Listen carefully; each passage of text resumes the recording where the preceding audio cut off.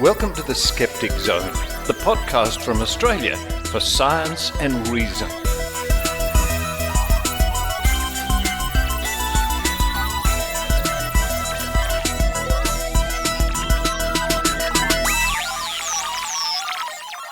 Yes, it's the Skeptic Zone podcast, episode number 812 for the 28th of April, 2024. Richard Saunders coming to you from the temporary Skeptic Zone studios here in Berkeley, California, where there are lots and lots and lots of little flowers blooming all around the streets, many, many different colours. It's quite attractive, really. Now, I used to suffer from hay fever, so spring wasn't my favourite time of the year, but that sort of subsided over the last couple of decades, so now I can enjoy nice little flowers. I wonder if you enjoy looking at nice little flowers too. Is everything coming up roses in the world of artificial intelligence? I wonder. Recently I had the opportunity to test this, relatively new phenomena in our society, and I asked artificial intelligence to write a script in my style. Is my job under threat? Find out at the top of the show when we explore this strange new world of artificial intelligence trying to mimic somebody, not their voice, but their writing style. The results aren't exactly what I was expecting. Following that, straight from Skookum Studios in Calgary, Canada, we have Adrienne Hill with the Australian Skeptics Newsletter. Now, this newsletter comes out every second week, and you can get it for free in your inbox. And this, what Adrienne will read, and what she reads every second week, it's only the highlights, only bits and pieces. There's a lot more in the newsletter. Tim Mendham puts a lot of effort into that, and you can get that for free by going to skeptics.com.au and signing up. After the newsletter, it's Tim Mendham himself, back again with more Book of Tim. And this week we're going to be looking at the Vatican, Meteorites and Science. Then to round off the show in the Trove segment, an oldie but a goodie, haunted houses from the pages of Australian newspapers going back to the 1950s.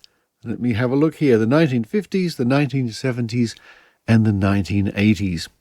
Ghosts have been rattling around for a long time.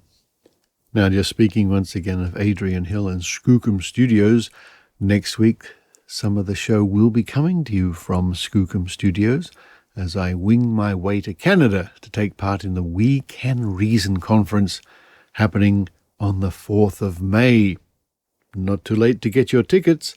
Just visit wecanreason.com. Well, that's enough for me at the moment. It's time for me to open the door here. Look across here. Let's have a look. Run around the corner, run to the kitchen to get a cup of coffee. And while I do that, I hope you enjoy the Skeptic Zone.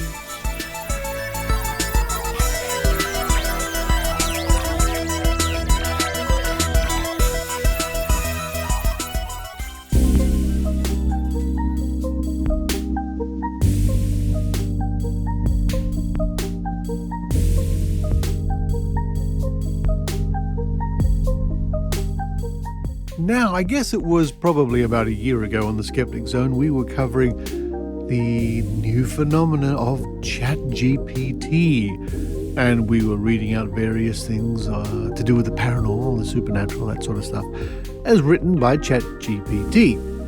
And I seem to remember we were making fun of Brian Dunning. Well, we do that often anyway. So now I noticed that Meta have released a new AI assistant.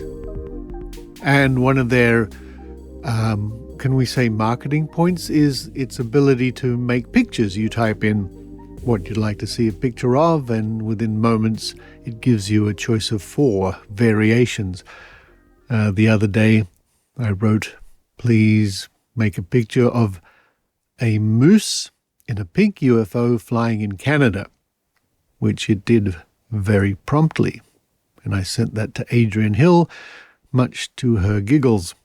So then I noticed Brian Dunning was asking ChatGPT to write a script in his style, which it sort of did. So I thought, oh yeah, okay. I'll ask this new AI from Meta to write a script in my style. So I said, please write a report in the style of Richard Saunders from the Skeptic Zone podcast about the search for Bigfoot. And this is what it gave me. I'll try to do the script justice, and I'll try to read it as I think it thinks I sound like.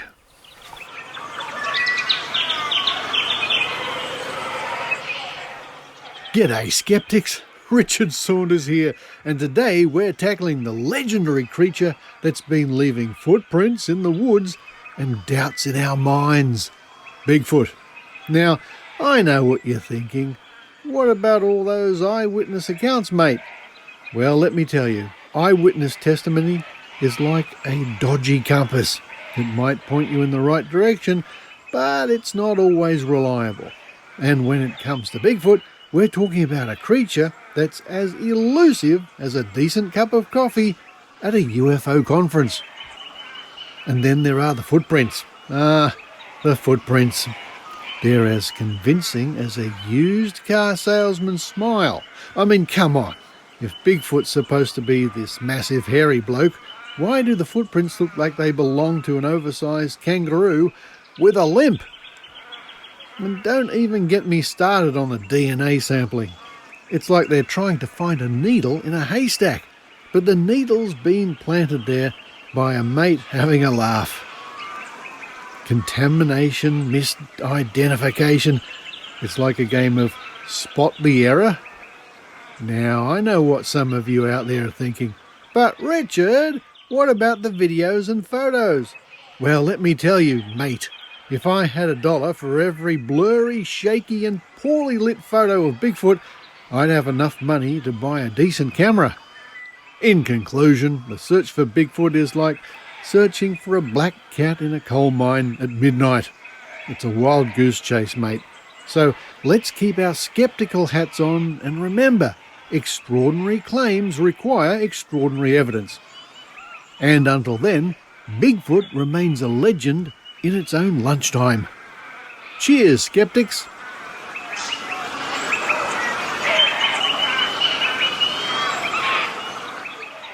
Well, there you go. If we were to use AI, the Skeptic Zone might sound somewhat different, I think. But of course, this led me down a bit of a rabbit hole, and I put it to the AI from Meta, simply called Meta AI. I said, write a short report about the lack of evidence for UFOs in the style of Shakespeare. This is what it gave me.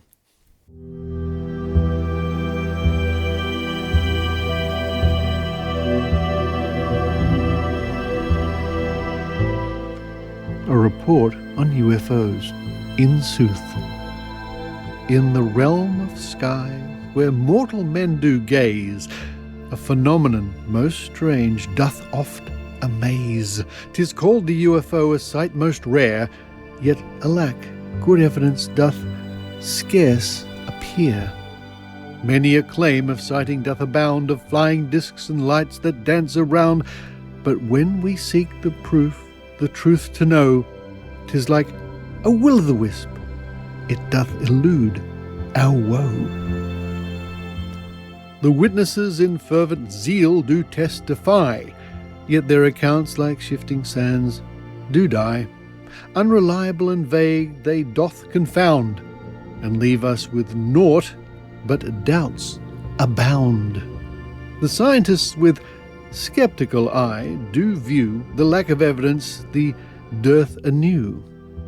No concrete proof, no tangible sign doth leave the UFO a mystery divine.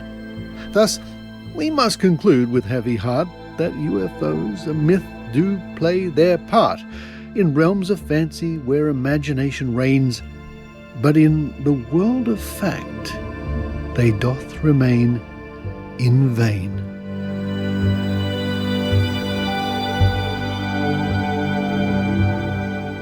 I wonder what Shakespeare would have made out of that.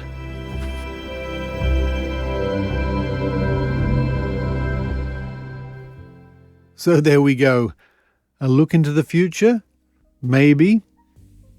I wonder what will happen in a few years when AI can not only more or less copy the true style of a particular author, but their voice as well. I, for one, wouldn't look forward to that particularly because I do enjoy the process of making the show and recording.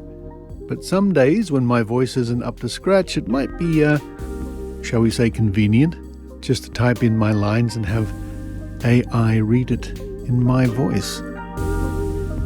What does the future hold? Well, don't ask a psychic, just hang on to your hats. Travel with me, and eventually we'll find out.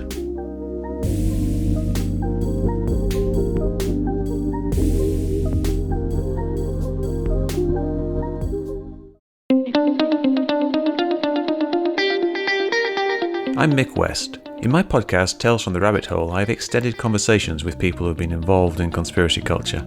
I do this for a couple of reasons. Firstly, because it's really interesting. These people have great stories about how they fell down the conspiracy theory rabbit hole, what they did down there, and what it was that helped them out. Sometimes I also talk to people who investigate conspiracy theories, and they have equally fascinating stories from the other side. Secondly, I want to understand how best to prevent the spread of conspiracy theories and misinformation, which is an increasing problem in a time when alternative media is exploding. The best way to do this is to communicate effectively with the people involved, and the best way to do that is with a nice long chat. So check it out, Tales from the Rabbit Hole, tftrh.com.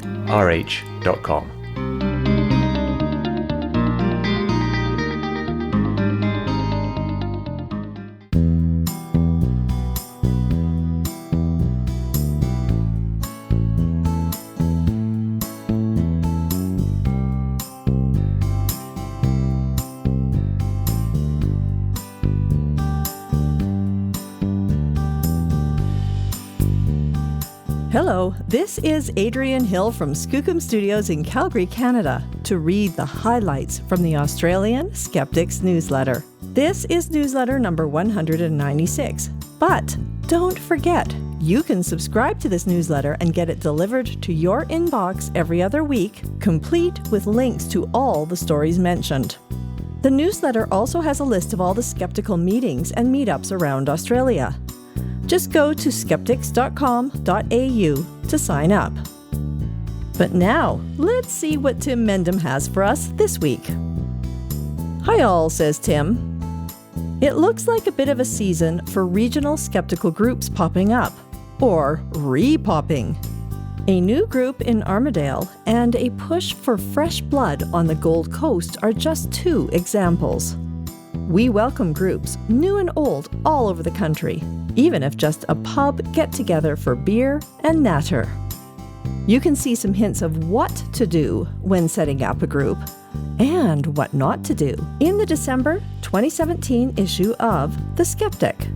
As we said in that issue, quote, "Awareness of the power of concerted effort is the basis of all formal skeptical gatherings. The varied skeptical organizations around the world were created to achieve something as a group that was unlikely to be achieved by a lone individual." End quote. Even if just for fun and education, it's a worthwhile endeavor. Not easy for the organizers, but worthwhile. Meanwhile, read on, Tim. Okay, Tim, I'll do just that. Skepticon 2024, Sydney, November 23rd through 24th. Speaker list latest development. We're excited with the growing lineup of speakers for Skepticon in November, barring Murphy's Law. Oh, that phrase brings back some memories. My middle kid used to call it Murphy's Lob, L-O-B.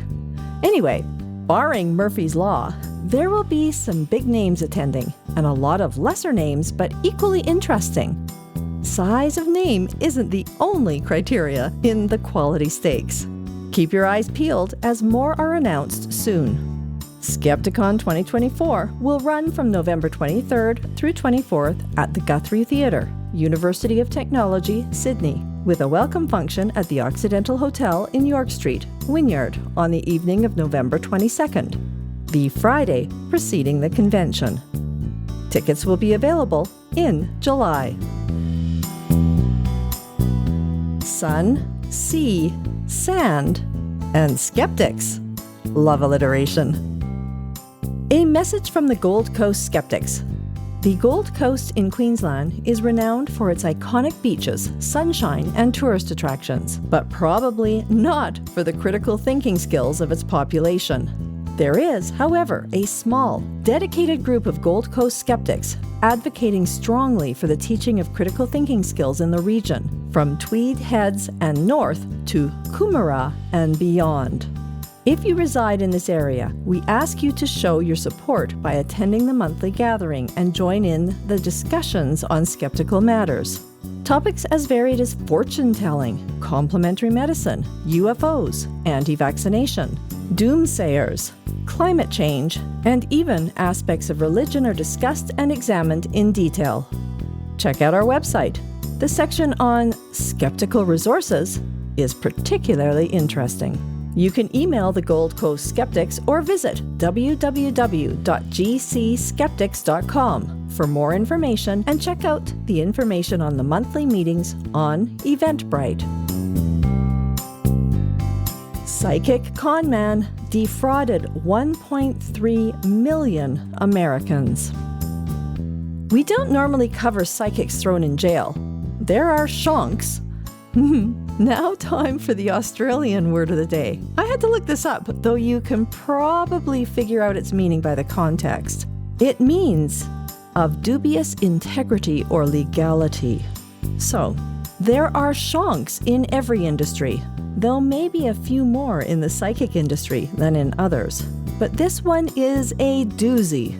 Patrice Runner, a 57-year-old French-Canadian, has been jailed for 10 years for scamming $175 million from over 1.3 million Americans in a psychic scam. It ran for over 20 years, and the scam involved letters falsely promising recipients a prosperous future if they sent money for an astral clairvoyant forecast. Yes, you heard that right, an astral clairvoyant forecast. And they did. He wasn't, and thus the jail sentence, albeit after a long run of false promises. CIA's mission to turn psychics into spies. During the height of the Cold War, the CIA ran tests on people supposedly with paranormal abilities in an effort to unlock top-secret intel on foreign targets. The Stargate project is an old story, but this is a decent article for the archives. Ooh, shadowy figures, and why they're haunting us. Quote, "There are several theories within the paranormal community regarding the nature of shadow figures. Some believe they are spirits of the deceased who have not moved on to the afterlife, possibly due to unfinished business or unawareness of their own death. Others suggest that shadow figures could be malevolent entities, perhaps of a demonic nature, given their tendency to evoke fear and unease in those who encounter them." End quote. And some doubt their existence in the real world at all. But skeptics, sleep states, and various tricks of the eye do get a mention. Science comedy debate, May 2nd in Melbourne. Ooh, that sounds like fun. Sci-Fight. The science comedy debate is returning to Howler, Brunswick next month. The host is Alanta Colley of Parasites Lost and Trick or Treatment, not to mention also the MC at Skepticon 2014.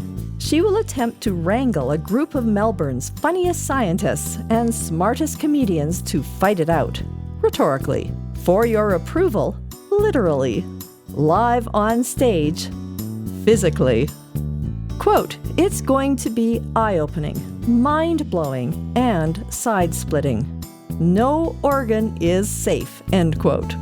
This debate's topic, quote, "Neuralink will bring us closer together," end quote. Doors open at 6:30 p.m. on May 2nd for a 7 p.m. start. More information from the ticket site. But tickets are selling fast, so get yours now. Items of interest. Travel tip. U.S. national parks based on zodiac signs. Ooh. A U.S. list of where you should visit based on your star sign, but for some reason, no one gets the Grand Canyon? What? Oh dear. Maybe that's reserved for off-Yukons. U.S. Congresswoman's tenuous grasp on nature. Georgia Congresswoman Marjorie Taylor Greene is standing by comments she made about the recent earthquake in the northeast of the country and the solar eclipse that ran across the eastern U.S. Apparently, while neither of them caused any widespread damage, Greene posted on X that, quote, "God is sending America strong signs to tell us to repent," end quote. Greene also said about the eclipse that there are, quote, "many more things to come," end quote. Yep, would be the case for an eclipse, which are all noted in the calendar, with no surprises. She just needs to ask NASA. The next in the U.S. is October 2nd this year, so Greene won't have long to wait for the next message from God, and that's not long before the U.S. elections as well. Psychic says when Ukraine invasion will end, and it's not good news for Ukraine. Russian psychic Adelina Panina says the turning point, which will mark the beginning of the end, which is a bit dramatic, does not have long to wait. This will happen very soon, the end of April or May. Quote, "Then, all over the world, even our most important opponents will understand. No one will be able to defeat Russia on the battlefield," end quote. She also predicts that Zelensky will escape, quote, "quietly and unnoticed," end quote. Well, that's all for the newsletter. And a couple of things to mention before I sign off. The videos of the LA Skeptic Camp, edited by the amazing Heather Henderson, and filmed by the not-so-amazing me, my first time trying to do so, even while I gave a talk. And I want to give a big shout-out to Richard for his, as usual, on-point advice to make it a success. The videos can be found at skepticcamp.la.fmtpo.com. Also, if you want to attend a fair, neat, skookum conference, get your tickets to the Weekend Reason conference soon. It's only a week away. Attendees and anyone can also attend the Friday pub night and the Royal Tyrrell Museum excursion on Sunday. Go to weekendreason.com for more details. But now, it's time to go upstairs and make sure I have enough real Canadian maple syrup in the cupboard for Richard and Kat's arrival. I see pancakes in their future. Until next time, this is Adrienne Hill.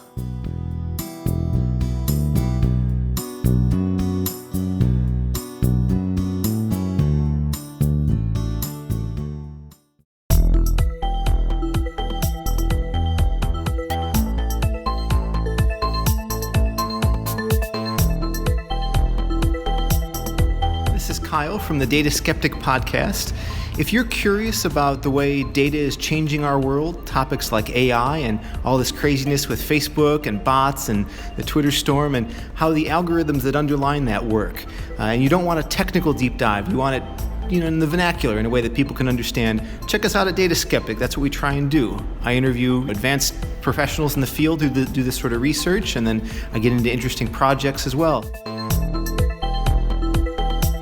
We're a weekly show, and you can find us at dataskeptic.com.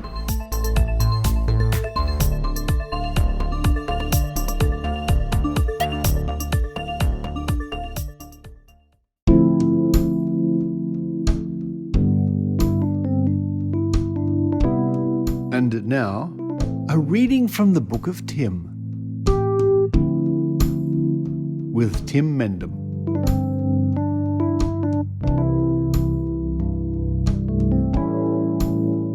Hi, I'm Tim Mendham. I'm the editor of the Australian Skeptics magazine, The Skeptic, and Executive Officer of Australian Skeptics Inc. And today I'll be reading from a copy of The Skeptic magazine, which is very recent, December 2023, or volume 43, number 4. Now, normally we say you can download these issues of the magazine from our website, skeptics.com.au, but this one you can't, because we do actually save the 4 most recent issues for our subscribers, which we think is fair enough. They pay for it, so they should have special treatment. But if you wait until December this year, you will be able to sort of download the copy. But in the meantime, regard this as a bit of a treat. And it's from the section of the magazine called What Goes Around, which is how we start off with one particular fact or item and work our way through connections to come back where we started from. And this one is about the Vatican, meteorites and science. The Vatican Observatory, headquartered at the Papal Summer Residence in Castel Gandolfo, is one of the oldest active astronomical observatories in the world, with its roots going back to 1582 and the Gregorian reform of the calendar.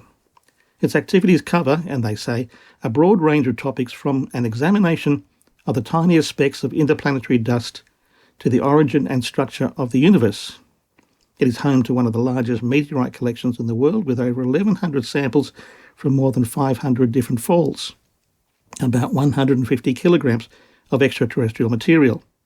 The main research done in the meteorite laboratory is a survey of meteorite physical properties, including density, porosity, magnetic susceptibility, heat capacity, and thermal conductivity.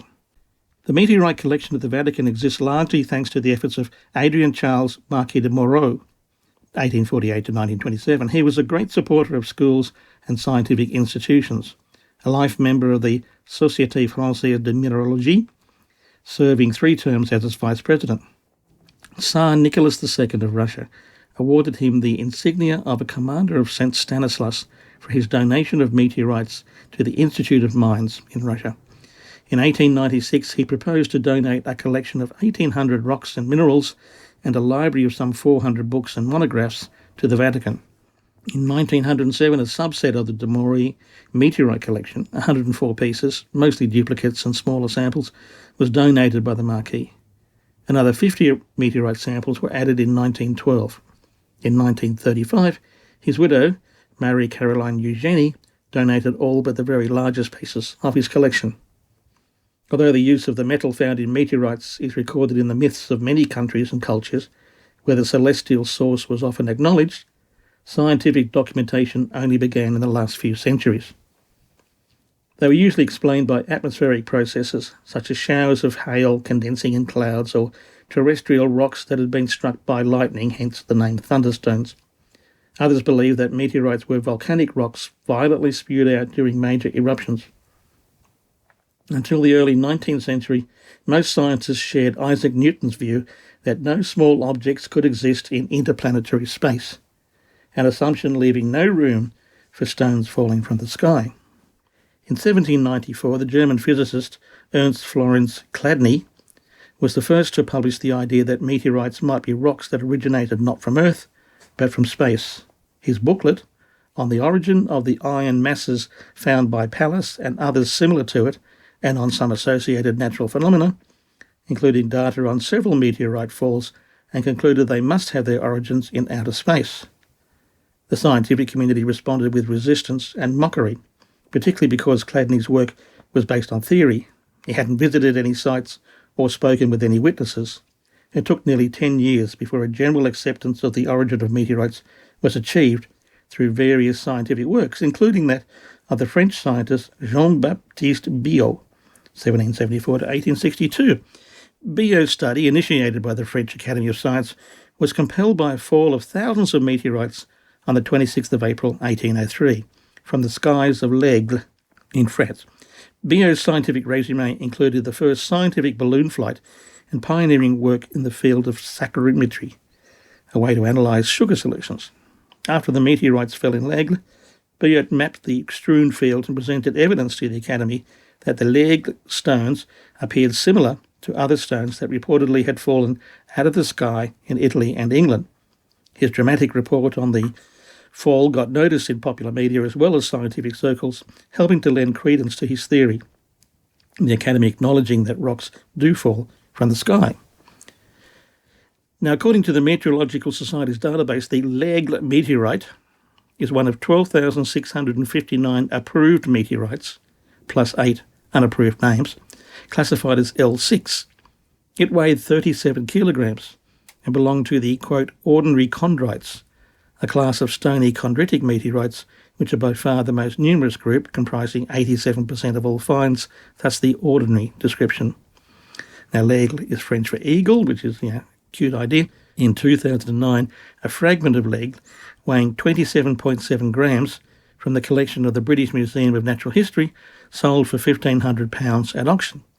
In 2011, another museum fragment weighing 325.3 grams failed to sell.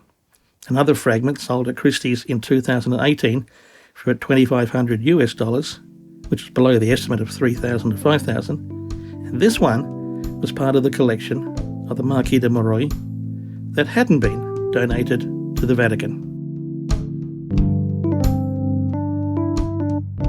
Which brings us back to where we started. And that's what goes around from December 2023, volume 43, number 4. And as I said, you're going to have to wait a little while to download that copy, but there's so many more copies out there, it's going to keep you going for a long time.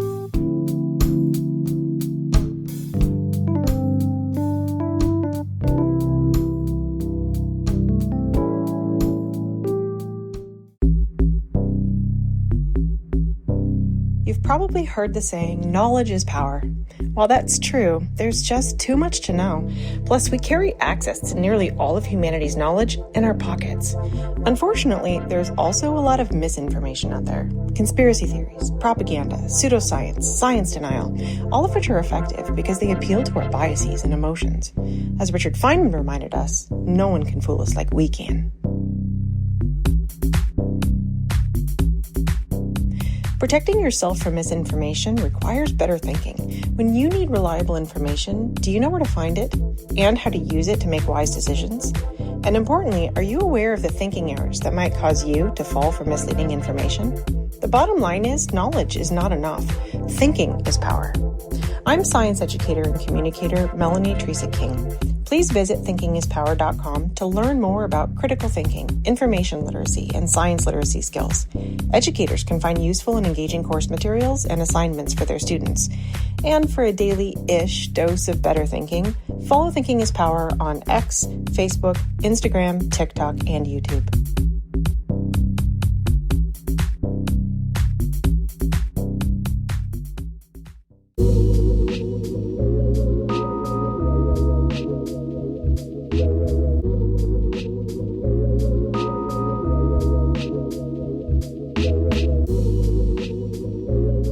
Once again to go back to those pages at Trove, trove.nla.gov.au, of course, your online digital resource for magazines, newspapers, and so on, searchable, going back decades into centuries, and other references.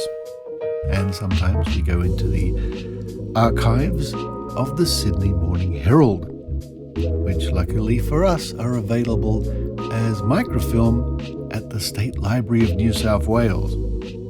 It's quite a sight in there. There are cabinets and cabinets full of microfilm.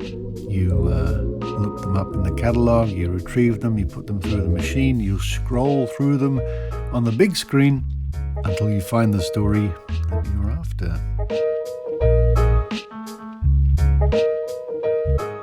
And having done that not so long ago, I've come away with a booty, a swag, a bag full of haunted house stories. Very spooky indeed.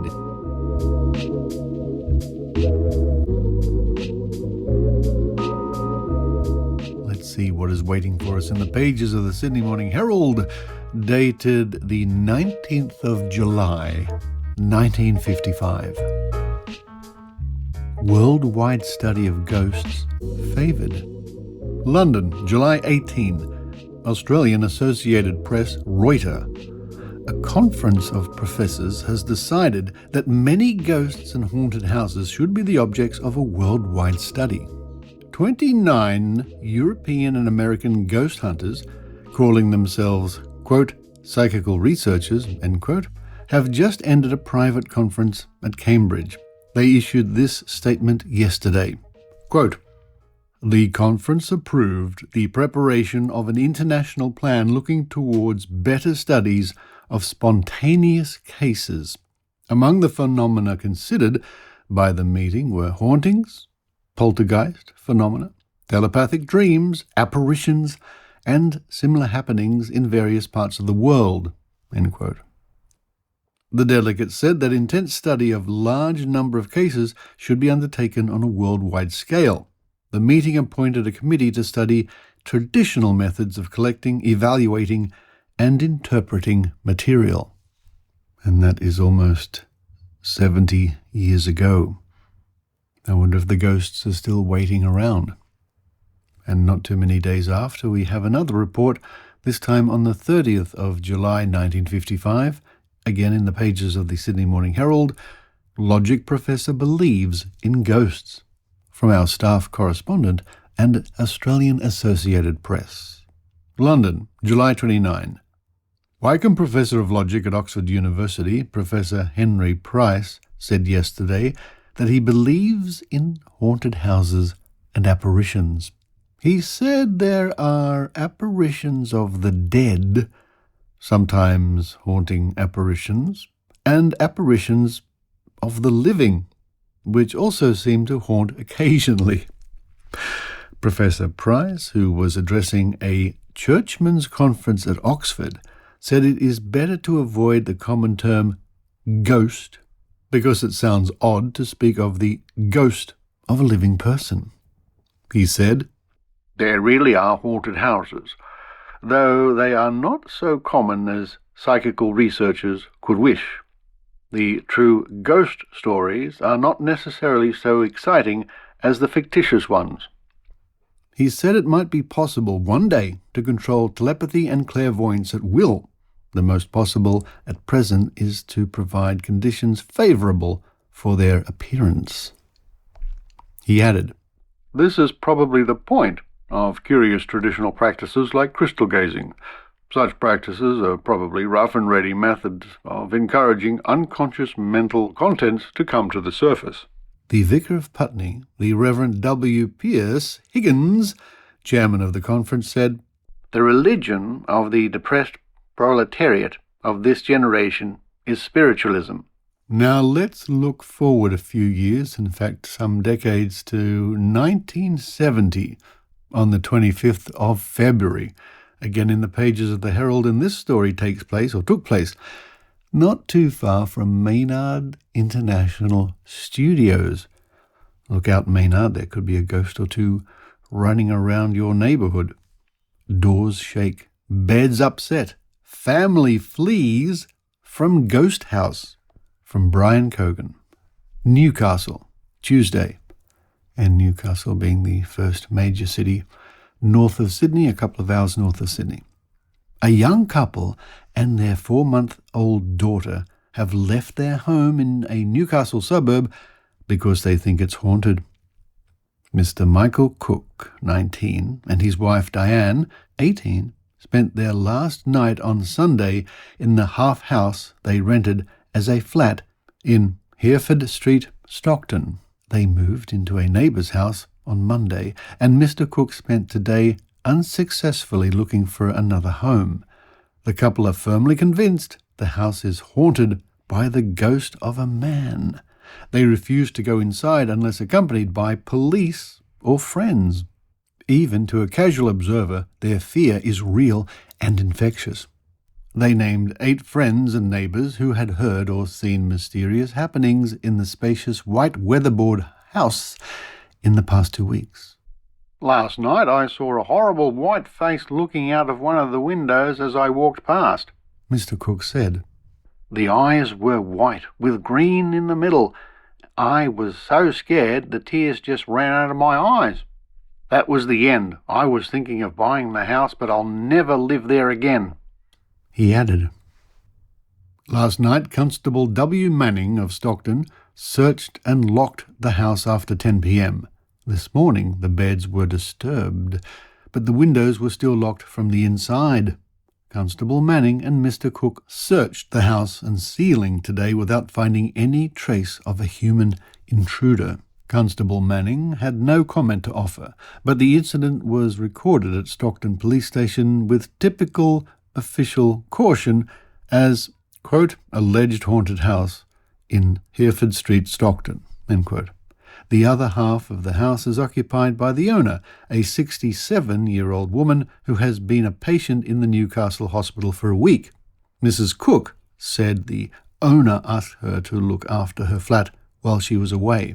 "I made the beds 4 times this week, and each morning they were rumpled," she said. "We thought at first it was a burglar, but then things began happening without reason. We got scared. This morning a fox fur of the landlady's had its nose bashed in." Mr. and Mrs. Cook described how a doorknob shook loudly, even though the wire door on the outside was securely bolted. "My baby is only 4 months old and can't sit up by herself, but late at night we have seen her sit up as if someone is pulling her upright by the arms," Mrs. Cook said. "Then the baby screams and falls back on the cot. Sometimes the baby's toys are found moved from place to place." Mr. Cook said, "We have been here a month and we have heard a deep male voice coming from the other flat, even though we know the landlady is there by herself. The previous tenant told me he was awakened one night by something he could not see shaking his shoulder. The bloke here before him woke up to find someone peering at him, and he knocked the screen door off trying to get out of the place." Jenny Zrodowski, 17, a neighbour, said today she saw a figure standing behind a glass partition between the 2 flats yesterday afternoon, but when she and Mrs. Cook investigated, they could find no one. And the photograph accompanying this story is of the house in question. I wonder if it's still there. And people gathered outside. The caption reads, "Mr. Cook, second from right," it's a little hard to tell in this photograph, shows the window where he saw a horrible white face. The Cook's flat is at the back of the house. Spooky goings-on in Newcastle. Maybe it was a very young Maynard causing havoc around the suburbs of Newcastle. And again from the year 1970, on the 20th of September, in the pages of the Sydney Morning Herald, have you a haunted house? Forget about the skeleton in the cupboard. Every family has one. Let's think of ghosts. What about the time Aunt Maud amazed you by materializing in the kitchen when you knew she was 100 miles away, and you learnt later that her appearance coincided with the minute she died? What about the time you dreamed you were trying to rescue a friend from a swollen river and learnt later that this was the night he drowned? Thousands of people have had these experiences. Some even see a ghost. Some read thoughts. Some hear things that go bump in the night. The Sun Herald told last Sunday about the ghost at Glamis Castle, the Queen Mother's old family home. Now, the Sun Herald wants to hear your ghost or psychic experience. Address your letters to Ghosts, the Sun Herald, Box 506, GPO Sydney, 2001. And undoubtedly they were probably flooded with all sorts of stories way back then in 1970, almost 54 years ago. And finally, moving forward, 16 years from the last report, in 1986, on the 26th of October, in the pages of the Herald once more, last week's story on Sydney's haunted houses has brought a flood of letters from Sun Herald readers relating strange and unforgettable experiences with the supernatural. Below are 3 of our readers' ghost stories. So that's interesting. So 16 years after they wrote their plea for letters, they did it again. Yeah, why not? 16 years is a long time. There's a photograph of just a house in a street, number 4, something or other, and the caption reads, "Haunted. The house at Glenfield in which reader Marie Cash says her family saw a ghostly figure and heard strange noises. Haunted houses, ... myth or reality." This is a story by Brett Thomas. Mrs. Marie Cash of Ingleburn said ghostly happenings began at a home the family was renting at Glenfield in 1975. It started with a strange feeling and a musty smell in one of the rooms, then sightings of a mysterious figure leaving the room, footsteps in the night, and banging on the walls. "One night, when my son was away staying with my parents, we were awoken by the loud whistling and hooting of his steam train, and it was going around and around on his desk," she wrote. "The strangest, most frightening thing happened when we had some overnight guests, and we all sat around the lounge room discussing our ghost. From the corner of the end of the hall came the very strong musty odour I had smelt before. It was quite overpowering, and slowly a pink-grey haze with no definite shape formed and wound its way into the room, enveloping all of us." And we pause to speculate what that could have been, and we pause to remember once again Hyman's maxim, which is don't try to explain something until you are sure there is something to explain. We simply don't know what happened. We read on. Mrs. Winifred von Heisen of Woollahra wrote to tell of some strange happenings in her century-old house involving what she and her husband came to fondly know as our friendly ghost. "One evening, looking at the TV from the far corner of the lounge room, some movement made me look towards the wide-open doorway. I was just in time to see the white-suited figure of a middle-aged, thick-set and tall man walk past the hallway," Mrs. von Heising wrote. "My husband and I both agreed it was a ghost, and talking to the friend who had known the house when it was used for boarders, she told us of a man who had died suddenly there. He said the dead man used to have the room we use for a second bedroom." From Mrs. Janice Tyson of Barrack Heights comes a story of a television which produced a picture when it wasn't even switched on. "My 2 sons were living at a house in Canberra, and recently one of them took a snap of their TV in the corner of the lounge room," she wrote. "They said the TV was not on, but they had taken a clear picture of a man's head in the left-hand side of the screen. We have no reasonable explanation of how it came to be there. The picture is of someone who looks to be from George Washington's time. After seeing this, my sons felt they had an explanation for the footsteps they heard in the night, the radio turning on by itself, and the dining room light flickering."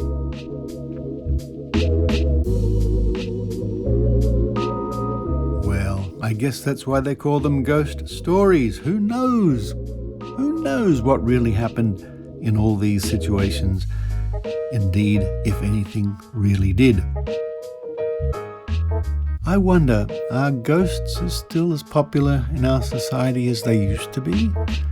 You don't tend to hear of many haunted goings-on these days. There are still ghost tours and things like that, but maybe it's just my perception. But I think ghosts are sort of, well, they're not what they used to be. But luckily for us, the ghosts live on, so to speak, in the pages of our history as recorded in newspapers throughout the decades. And you can read up about your favourite ghost story by visiting Trove at trove.nla.gov.au, no matter where you are in the world, or of course I encourage you to take advantage of any local references you might have. Because when you go there, you never know what you might find.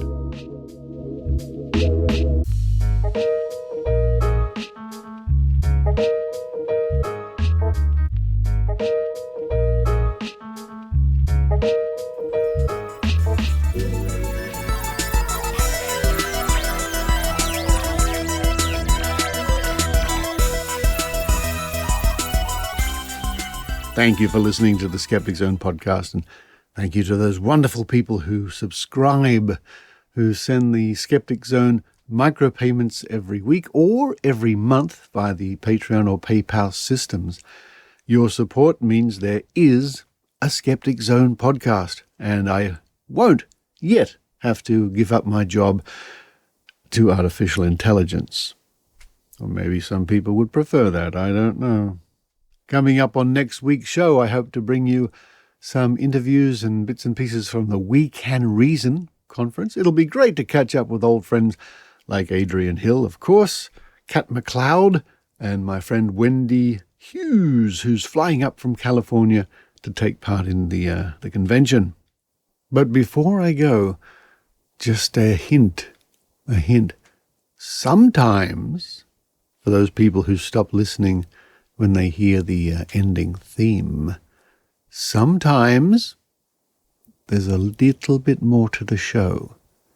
You may be surprised. But until next week, this is Richard Saunders signing off from the temporary Skeptic Zone studios here in Berkeley, California.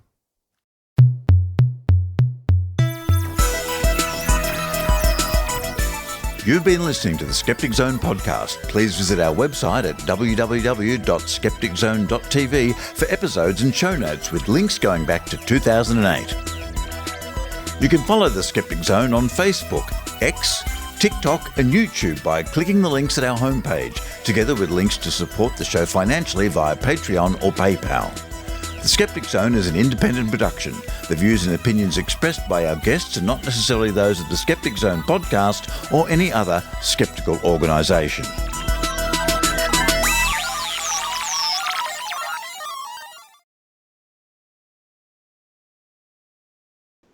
I watched the most fascinating show on basically the history of earphones. Oh.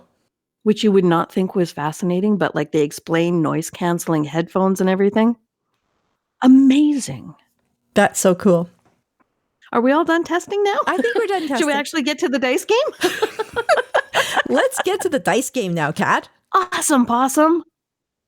I have Kat here, and we're going to play the dice game. I have a little story to tell, because today a package arrived on my doorstep, and I didn't know what it was. And then I got a photo from Richard saying, this package is on your doorstep. And I went out, opened it up. You hear that crinkle? I do. That's the package. And what is in it? It is over 100 dice.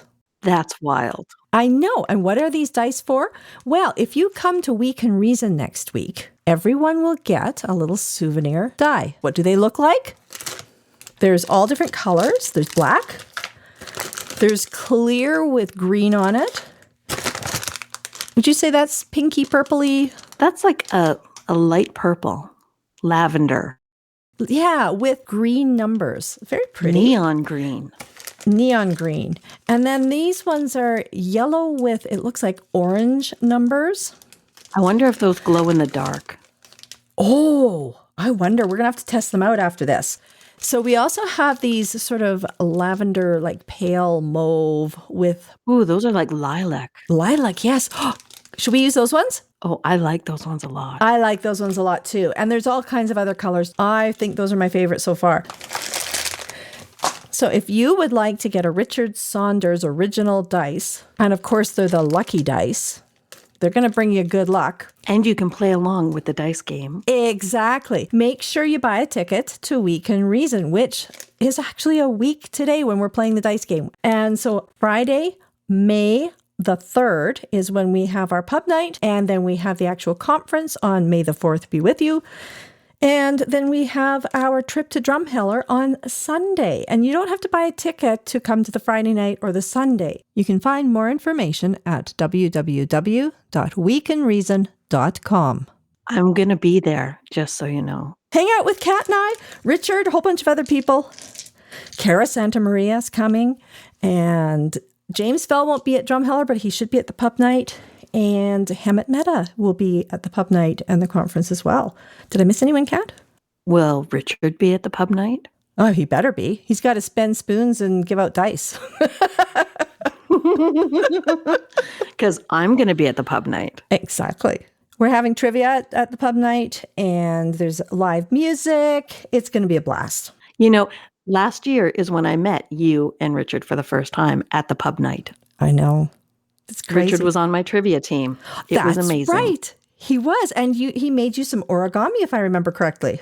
Yes. We made our own little deity, Colin. Colin. And the next day is when I got this die. That's right. And did he give you the origami box as well? He did give me the origami box as well. So pretty. I'm just, I'm one of the cool kids now. And you too could be a cool kid if you come to the Week in Reason conference. Well said. I have here, we're going to start with a D4. And do you know how this works, Kat, with all these numbers like that? I have never seen a D4 before in my life. It's got a 1, a 2. Well, why don't we pick a different one? Everyone who's ever played Dungeons and Dragons is now laughing hysterically at us. I honestly thought it would just be one number on the 4 sides. Well, that's what I was thinking too. And I picked it up and I'm like, oh dear. I'm sure it has some kind of meaning. I don't know. I would assume it would be the number at the top. I think the number that at the top. I think that's it. Yes, because when you roll it, he's going to think we're such idiots. We can cut all this out. All right. We're going to start with a D4. All righty. Oh, we have to predict our numbers. Oh, yes. We have to predict. Have you never played the dice game before? You'd think I hadn't. So what do you think with the D4? What will you get? I think a 2. Okay. I'm going to go with a 4 because of May the 4th be with you. So we got a 1. Oh, well, that's pathetic, isn't it? I know. We're number 1. There we go. So the next one, which one do you want to do next? Let's do a D20. Ooh, D20. So number between 1 and 20. What do you want, Kat? 19. Ooh. And I'm going to pick 5 for Susan. 7. Okay. The next one I think we will do is a D10. That's Richard's favorite, I think. Do you want to do the D10 from your end, or do you want to use these nice lavender ones? I was liking the lavender ones until they kept coming up crap numbers, but let's stick with the lavender ones. They may get better. Exactly. So what number would you like? 3. Okay. I'm going to do a 6. All right, here we go. 7. So the last one that we're going to do is the supplemental. The supplemental, exactly. So far we've got a 1 from a D4, a 7 from a D20, and a 7 from a D10. And we're now going to do a D6. Old-fashioned dice, just like in Monopoly. No, I'm sorry. Now we're going to do a D8. Apparently, I have trouble counting. You can't count on Adrienne. Oh my goodness. Let the record show we have not been drinking. Exactly, we have not. The D6 was sitting right beside it. I think that's why I said it. And I'm sticking to it. We have here a D8. And so from 1 to 8, what would you like? Put your psychic thinking caps on. What is it going to be? 6. Okay, I'm going to say 6 too. Why not? And then if this rolls a 6, it'll be 666. The number of the beast. Yeah. It was an 8. Oh.